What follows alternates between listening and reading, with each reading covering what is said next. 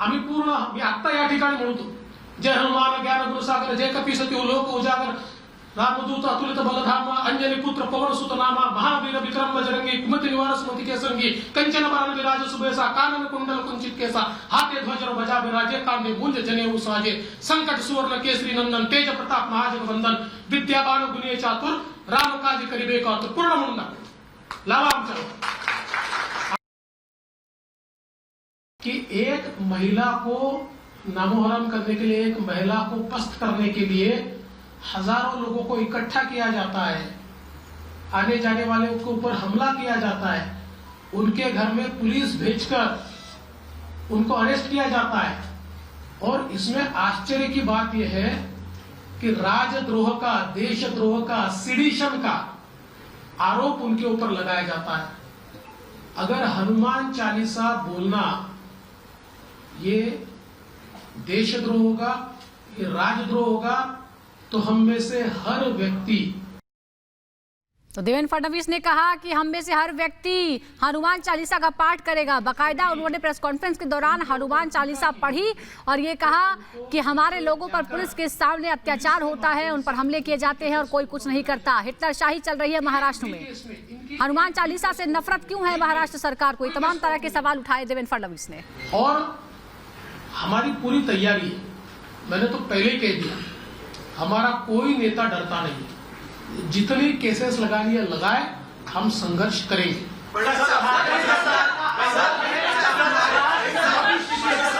ठाकरे सरकार का आरोप है कि महाराष्ट्र में जो भी स्थिति उत्पन्न हो रही है, बीजेपी जानबूझ के साजिश रची है कि यहाँ पर राष्ट्रपति शासन लगाया जाए. आपकी क्या भूमिका है?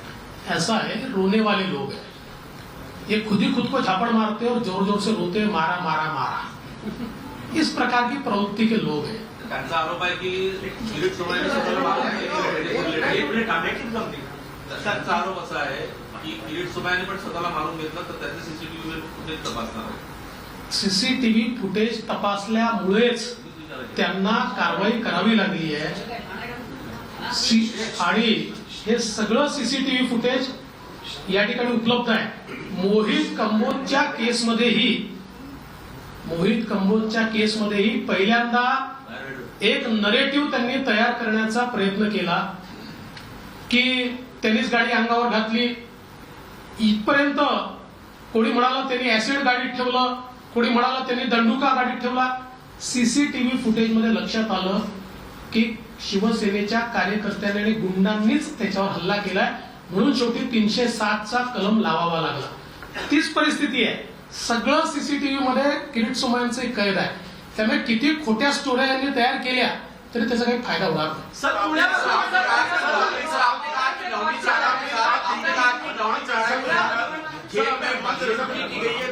जेल में नवनीत राणा के साथ बदसलूकी की गई है, थोड़ा सा इलैबोरेट हिंदी में बता दीजिए.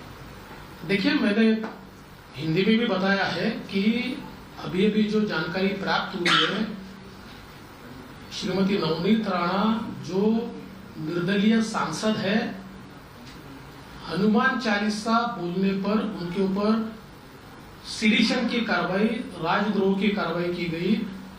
उनको पुलिस कस्टडी में डाला गया. वे दलित समाज से, शेड्यूल कास्ट से आती है.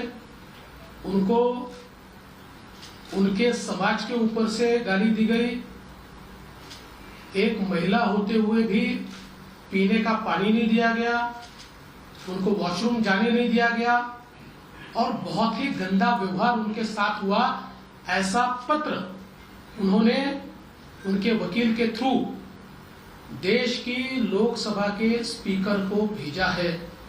मैं ऐसा मानता हूं महाराष्ट्र में एक काला इतिहास ये सरकार लिख रही है. सर, आपका एक सवाल रहा कि आपने कहा कि हनुमान चालीसा हिंदुस्तान में पढ़ेंगे, पाकिस्तान में तो नहीं पढ़ेंगे. आज ही एनसीपी की एक कार्यकर्ता है जिन्होंने एक लेटर लिखा है गृह मंत्री. उन्होंने कहा कि उनको परमिशन दी जाए कि ऑफिस पीएम के घर पर जाकर नमाज और हनुमान चालीसा पढ़ना चाहते हैं. ठीक उसी परिपाटी पर जैसे नवनीत राणा पॉलिसी बनने की बजाय, अगर उनको, मैं तो उनको आमंत्रण देता हूं, उनको अगर हनुमान चालीसा पढ़ना है तो मेरे घर के सामने आए, हनुमान चालीसा पढ़े. मैं भी उनके साथ पढ़ने को जाऊंगा, मैं भी पढ़ूंगा. पुण्यामध्ये शरद पवारांनी ज्या पद्धतीने वक्तव्य केलेलं आहे त्यांचं अटकता झाली जेव्हा अच्युत सरकार गेलं तेव्हा तेवढं अस्वस्थ झाले नव्हते. क्रिकेटची मॅच वगैरे बघितली. अलीकडच्या काळात काही जर सरकार जातं आणि ते अस्वस्थ होतात. आदित्य माझं सरकारी सरकार म्हणून म्हणतात, त्यामुळे अस्वस्थता वाढलेली आहे. तुमच्याबद्दल वक्तव्य असं आहे की जेव्हा गोष्टी जुन्या होतात तेव्हा लोक विसरतात आणि सोयीच्या गोष्टी लक्षात ठेवतात.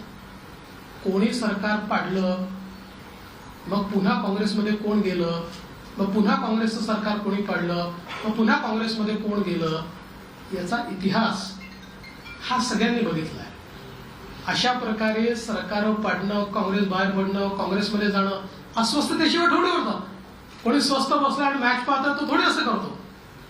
त्याच्यामुळे काळजीचं कारण नाही. मी एकाच पक्षात आहे आणि माझा पक्ष सत्तेवर येणारच आहे. मला चिंता नाही आहे. मानी नहीं गई, लाउड स्पीकर को अगर हटाया नहीं गया तो क्या आप लोग भी हनुमान चालीसा का पाठ करेंगे मस्जिदों के बाहर? देखिए, हनुमान चालीसा का पाठ तो हम हमेशा ही करते हैं और इसके ऊपर क्या कार्रवाई करना ये हमारी पार्टी में हम तय करेंगे. हम पहले ये देख रहे हैं कि क्या सरकार सुप्रीम कोर्ट के आदेश का पालन करती है. अगर सरकार सुप्रीम कोर्ट के आदेश का पालन नहीं करेगी तो भारतीय जनता पार्टी अपनी स्ट्रैटेजी तय करेगी. फडणवीस सर, कल पीएम मोदी जी बॉम्बे में थे. प्रोटोकॉल के तहत सीएम को वहां जाना चाहिए, लेकिन उद्धव ठाकरे जी ने उस प्रोग्राम में जाकर उस बुजुर्ग महिला के घर गए जिन्होंने आंदोलन में शामिल हुए पूरे परिवार के साथ. क्या कहना चाहिए? देखिए, मुझे ऐसा लगता है कि अब कम से कम उद्धव जी उस महिला के घर गए तो बेचारी महिला 80 साल की उनके घर के सामने रात में आकर बैठी. वो महिला आक्रोश कर रही थी, मेरे बेटे को नौकरी नहीं मिली, मुझे घर नहीं मिला, इतने साल में शिवसेना में हूँ, मेरी तरफ किसी ने ध्यान नहीं दिया. तो कम से कम उसकी ओर ध्यान देकर उस महिला को घर मिले, उसके बेटे को नौकरी मिले, ऐसा थोड़ा सा प्रयास मुख्यमंत्री जी करे. और साथ साथ ये भी अपेक्षा है कि एसटी के स्ट्राइक में जिन कर्मचारियों ने आत्महत्या की उनमें से किसी के घर भी मुख्यमंत्री जी जाए, थोड़ी संवेदना दिखाए. जिन किसानों ने आत्महत्या की है उनमें से एक आधे किसान के घर में मुख्यमंत्री जाए, थोडी संवेदना दिखाए. Sir, Marathi please. प्रोटोकॉलनुसार मुख्यमंत्र्यांनी जाणं अपेक्षित होतं, पण तसं झालं नाही. ते एका शिवसैनिक महिलेला भेटायला गेले. किमान मुख्यमंत्री कोणाच्या तरी घरी गेले याचा मला आनंद आहे, पण त्या वृद्ध महिलेच्या घरी गेल्यानंतर तिचा आक्रोश तरी मुख्यमंत्र्यांनी समजून घेतला पाहिजे. ती सांगत होती 80 वर्षाची झाली, इतके वर्ष शिवसेनेमध्ये काम करते आहे, माझ्या मुलाला नोकरी नाही, माझ्या नातवाला नोकरी नाही, मला घर नाही, माझी परिस्थिती खराब आहे. आता किमान त्या वृद्ध मातेला तरी मुख्यमंत्र्यांनी काही मदत केली पाहिजे. आणि एवढंच नाही आहे तर मला असं वाटतं की ज्याप्रमाणे त्यांच्या घरी मुख्यमंत्री गेले तसंच एसटीच्या संपामध्ये ज्या कर्मचाऱ्यांनी आत्महत्या केली त्यातल्या एखाद्या कर्मचाऱ्याच्या घरी जाऊन थोडीशी संवेदना दाखवली पाहिजे. इतक्या शेतकऱ्यांनी आत्महत्या केली आहे, एखाद्या शेतकऱ्याच्या घरी जाऊन त्यांनी संवेदना दाखवली पाहिजे. एवढं तरी किमान आमच्या मुख्यमंत्र्यांनी करावं. चला, धन्यवाद. आता आमचा पक्ष प्रवेश आहे.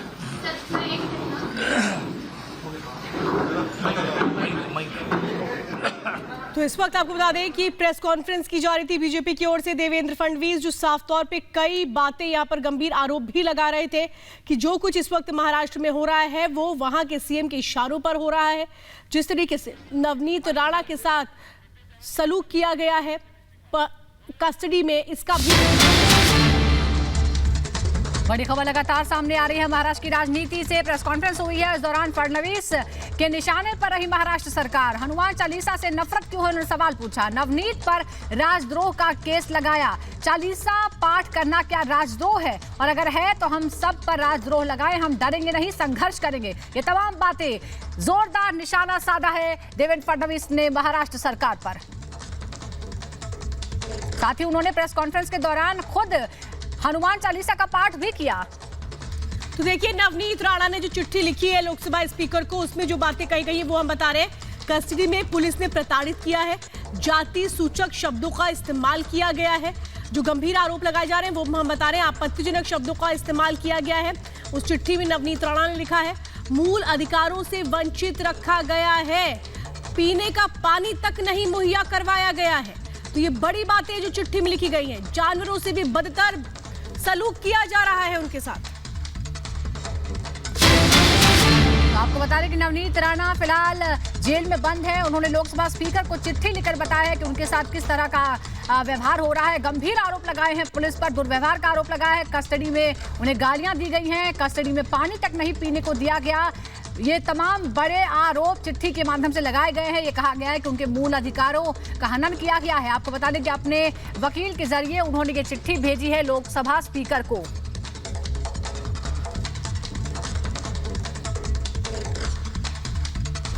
विधायक इंडिपेंडेंट और एक सांसद इंडिपेंडेंट, ये लोग इतना ही अनाउंस करते हैं कि मुख्यमंत्री जी के निवास स्थान के सामने जाकर हम हनुमान चालीसा बोलेंगे तो उनके ऊपर कार्रवाई की जाती है।